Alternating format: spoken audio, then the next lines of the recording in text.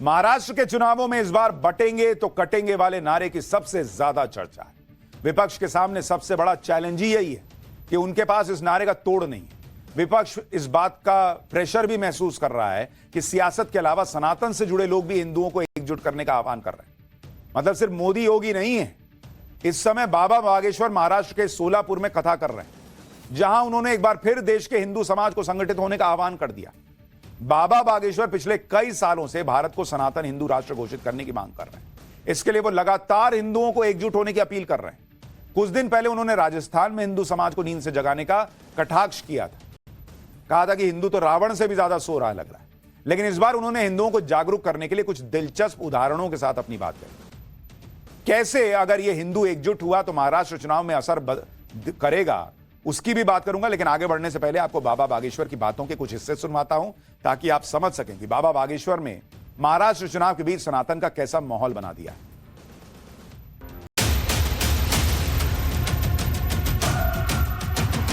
मैं भी बागेश्वर बाबा हूं, मुझे भी हिंदू राष्ट्र चाहिए। अब छेड़ोगे तो छोड़ा नहीं जाएगा।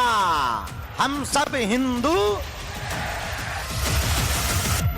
भारत कितना अद्भुत है, यहां हसीना को भी जगह मिलती है और सीमा को भी जगह मिलती है। हिंदू राष्ट्र बनेगा, हम बनाएंगे हिंदू राष्ट्र। जैसे वो अपने मजहब के लिए खड़े हो जाते हैं, हम लोगों को भी अब अपने सनातन धर्म के लिए इकट्ठा खड़ा होना है।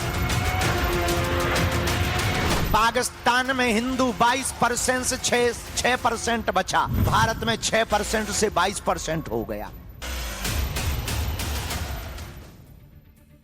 बाबा बागेश्वर जब भी अपनी बात कहते हैं तो देश के करोड़ों हिंदू उन्हें ध्यान से सुनते। यही वजह है कि वो देश के किसी भी इलाके में जाते हैं, वहां जनसैलाब पहुंचता है।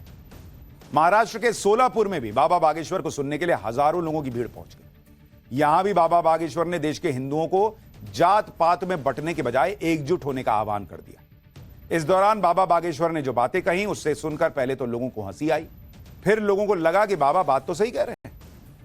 बाबा बागेश्वर का यह बयान सुनिए। इसके बाद उन्होंने हिंदू राष्ट्र और मुसलमानों को लेकर क्या कहा वो भी दिखाता हूं। भारत के धर्म विरोधियों, अभी तक हिंदू चुप थे, इसका मतलब ये नहीं थे कि डरे थे। अब छेड़ोगे तो छोड़ा नहीं जाएगा। हाँ, डरे नहीं थे, एक होने की तैयारी कर रहे थे। अब ये सोलापुर का नजारा बता रहा है कि हिंदू क्या है। बोलो बोलो बोलो, हम सब हिंदू। बांग्लादेश में हिंदुओं पर अत्याचार हुआ, कुछ हिंदू भारत आ गए। भारत कितना अद्भुत है, यहां हसीना को भी जगह मिलती है और सीमा को भी जगह मिलती है। हसीना और सीमा दोनों भारत में ही सुरक्षित हैं। इतने इस्लामिक राष्ट्र हैं पर भारत में सुरक्षित हैं। हम किसी के बुराई नहीं करते, हमें क्या लेना देना, हम तो बाबाजी आदमी हैं। और अगर किसी को बुरा लग भी रहा हो तो हाजमोला की गोली खा ले, हम क्या कर लेंगे। इस्लामिक राष्ट्र 60 से ज्यादा हैं, ईसाइयों के देश 90 से ज्यादा हैं, हिंदुओं का एक भी देश नहीं। आज इजराइल लड़ रहा है अपनी संस्कृति को बचाने के लिए। अब हम लोगों को भी घर से बाहर निकलकर जात पात को भुलाकर, ऊंच नीच भेदभाव छुआछूत को मिटाकर हम सब हिंदू एक हैं, इस बात पर जोर देकर के अब घर से बाहर निकलना पड़ेगा। अब लोग परेशान हैं कि मोदी योगी तो महाराष्ट्र में कह ही रहे थे कि एक रहेंगे तो सेफ रहेंगे। बाबा बागेश्वर भी हिंदुओं को जोड़े जा रहे हैं। बाबा बागेश्वर की इन बातों को सुनकर कुछ लोग ये आरोप लगा रहे हैं कि वो सनातन के बीच सियासी बातें क्यों कर रहे हैं। लेकिन बाबा बागेश्वर को इस बात से फर्क नहीं पड़ता कि देश में कोई चुनाव चल रहा है या कोई त्योहार चल रहा है। वो अपनी बात समय देखकर नहीं बल्कि सनातन को देखकर करते हैं। अब वो अलग बात है कि इस बार उनकी बातों की टाइमिंग चुनावों के बीच बैठ गई। इस बार बाबा बागेश्वर ने हिंदुओं को एकजुट करने के लिए जो उदाहरण दिए, उसकी चर्चा सबसे ज्यादा है। सुनिए बाबा बागेश्वर के वो बयान जिनकी बड़ी चर्चा हो रही है।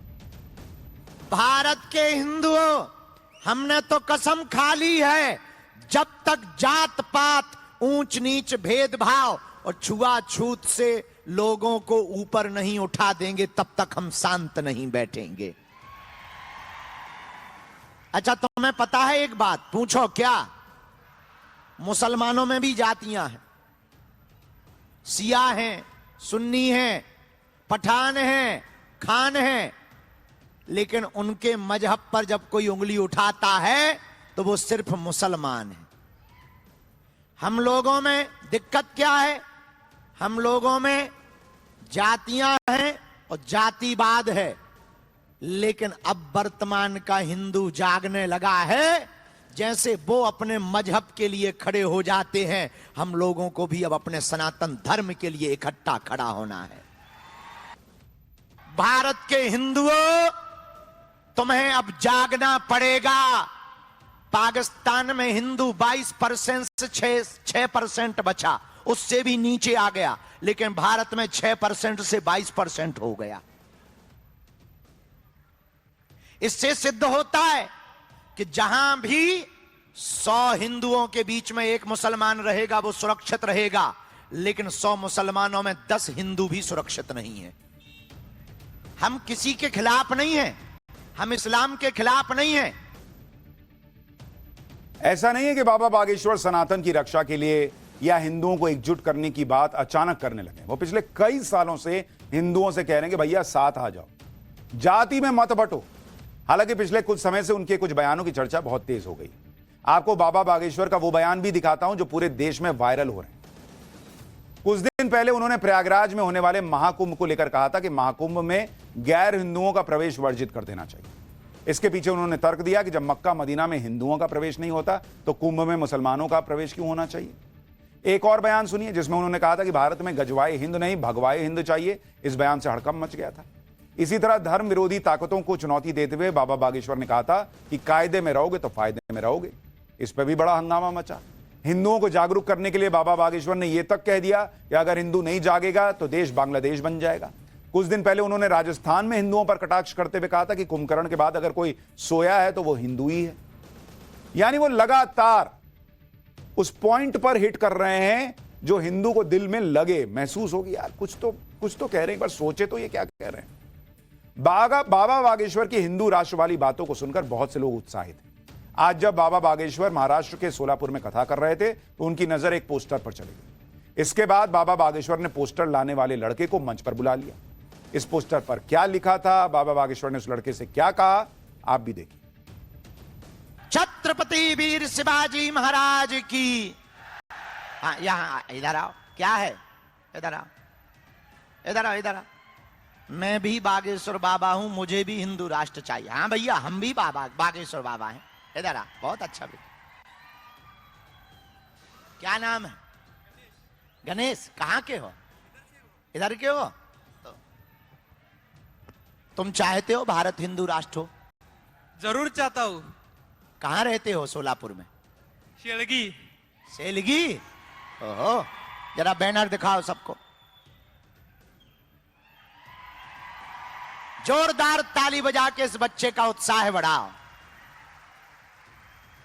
भारत हिंदू राष्ट्र की। सोलापुर के दरबार में आज एक हैरान करने वाली घटना भी हुई। बाबा बागेश्वर ने हजारों लोगों की भीड़ में उस भक्त को पहचान लिया जो उनके लिए एक अनमोल उपहार लेकर आया था। हैरानी की बात यह कि बाबा बागेश्वर ने इसके बारे में ऐसे ऐसे राज खोले कि दरबार में बैठा हर आदमी सन्न रह गया। बाबा बागेश्वर ने यह तक बता दिया कि उपहार किसने और कब तैयार किया है।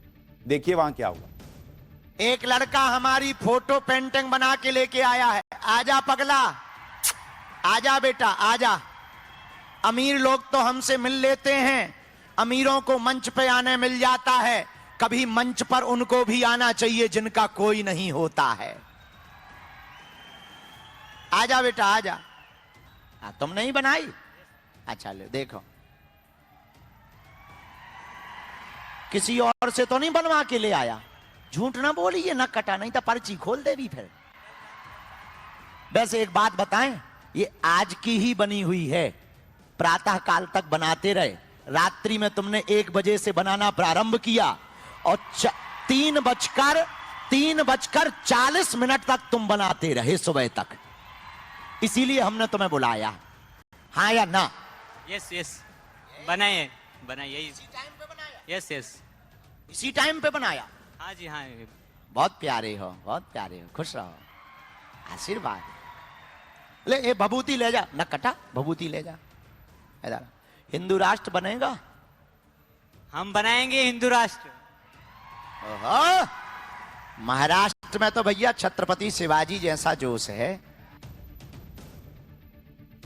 अब इसी बात से कई लोग परेशान हैं कि बाबा बागेश्वर एक तो हिंदुओं को जोड़ रहे हैं, यही काम मोदी भी कर रहे हैं, यही काम योगी भी कर रहे हैं। हिंदू अगर जुड़ गया तो जो लोग बांट के वोट लेने का प्रयास कर रहे हैं फिर वो कैसे सफल होंगे। दूसरी बात, वो बार बार हिंदू राष्ट्र कहते हैं तो बड़ा बवाल होता है, जबकि वो कई बार कह चुके हैं कि हिंदू राष्ट्र में सब रह सकते हैं, सिख भी, ईसाई भी, मुसलमान भी, सब, जैन पारसी सब। उनके हिंदू राष्ट्र का मतलब वही है कि जहां हिंदू की पहचान हिंदू की हो, हिंदू कम से कम एकजुट होकर रहे, और इसके लिए वो लगातार प्रयास कर रहे हैं। वो कहते हैं मंदिर में जाते हो, जूते चप्पल बाहर उतारते हो, साथ में अपनी जाति भी तो बाहर उतार के जाओ।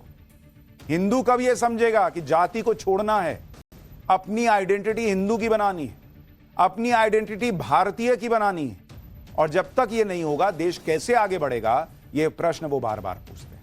अब जिसको बुरा लगता है वो लगता रहे, वो तो सोचते नहीं है, वो तो अपनी बात कह रहे हैं, लगातार कह रहे हैं, प्रयास कर रहे हैं कि हिंदू जागे और समझे इस बात को। फिलहाल एक छोटा सा ब्रेक के बाद आप